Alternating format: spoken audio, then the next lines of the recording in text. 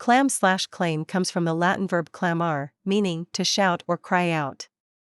To claim often means to call for. And an exclamation is a cry of shock, joy, or surprise. Clamor: 1. Noisy shouting, loud, continuous noise.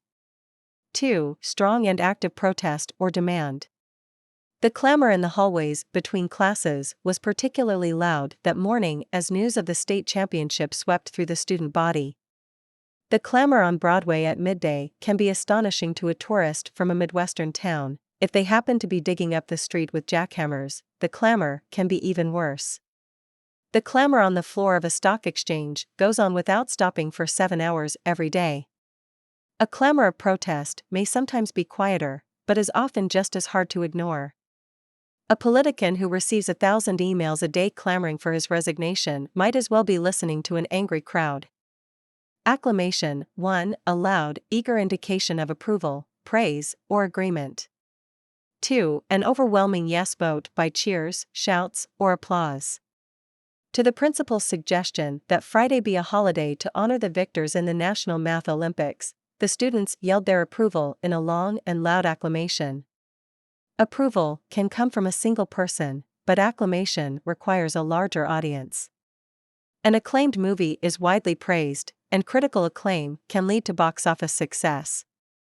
When a popular proposal comes up in a legislature, the speaker may ask that it be passed by acclamation, which means that everyone just gets to yell and cheer in approval and no one bothers counting the votes at all. Declaim: to speak in the formal manner of someone delivering a speech. Almost any opinion can sound convincing if it's declaimed loudly and with conviction. Declaiming suggests an unnatural style of speech best suited to a stage or podium. Listening to an actor declaim a passage in a Shakespeare play can be enjoyable. Listening to Aunt Ida at Sunday dinner declaiming on the virtues of roughage might not be. Most people don't appreciate being treated as an audience, and good advice is usually more welcome when it's not given in a declamatory style. Proclaim: to declare or announce publicly, officially, or definitely.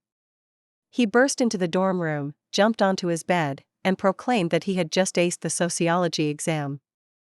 The pro in proclaim means forward, out, so a proclamation is an outward statement intended for the public.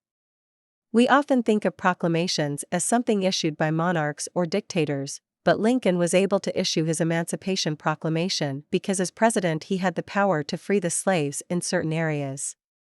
At a slightly lower level, a governor may proclaim a day in honor of the state's firemen, a movie critic may proclaim a director to be the best of all, or you may proclaim your New Year's resolutions to a crowd of friends.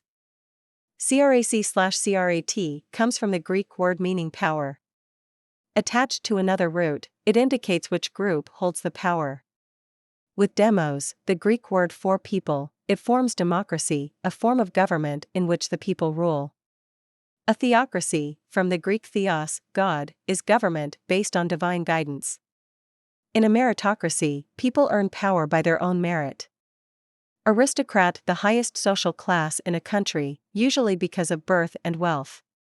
A wealthy aristocrat from a famous European family, she surprised everyone by becoming a supporter of little-known jazz musicians. Since Aristos means best in Greek, ancient Greeks such as Plato and Aristotle used the word aristocracy to mean a system of rule by the best people, that is, those who deserve to rule because of their intelligence and moral excellence. But this kind of best soon became something you could inherit from your parents. The United States has no formal aristocracy, no noble titles such as baron or marquis that stay in the family, but certain American families have achieved an almost aristocratic status because of the wealth they've held on to for generations. Autocratic: 1. Having to do with a form of government in which one person rules. 2. Resembling the ruler of such a government. It's hard to believe that a guy who seems so nice to his friends is an autocratic boss who sometimes fires people just because he's in a bad mood. Autos in Greek means same or self, so in an autocratic government all the power is held by the leader him or herself. Autocratic governments are often called dictatorships or sometimes autocracies. In everyday life, a teacher, a parent, or a football coach can all behave like autocrats as well. Bureaucrat: 1. An appointed government official. 2. An official of a government or system that is marked by fixed and complex rules that often result in long delays. To settle his insurance claim, he had to make his way through 4 or 5 bureaucrats, every one of them with a new form to fill out. In French, a bureau is a desk, so bureaucracy means basically government by people at desks. Despite the badmouthing they often get, partly because they usually have to stick so close to the rules, bureaucrats do almost all the day-to-day work that keeps a government running. The idea of a bureaucracy is to split up the complicated task of governing a large country into smaller jobs that can be handled by specialists. Bureaucratic government is nothing new. The Roman Empire had an enormous and complex bureaucracy, with the bureaucrats at lower levels reporting to bureaucrats above them, and so on up to the emperor himself. Plutocracy. 1. Government by the wealthy. 2. A controlling class of wealthy people. Theodore Roosevelt sought to limit the power held by the plutocracy of wealthy industrialists.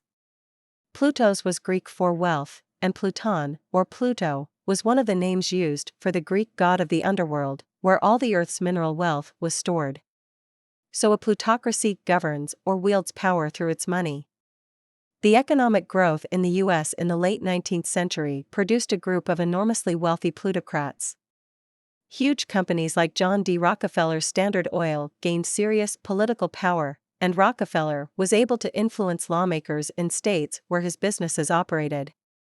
For this reason, it was said in 1905 that Ohio and New Jersey were plutocracies, not democracies.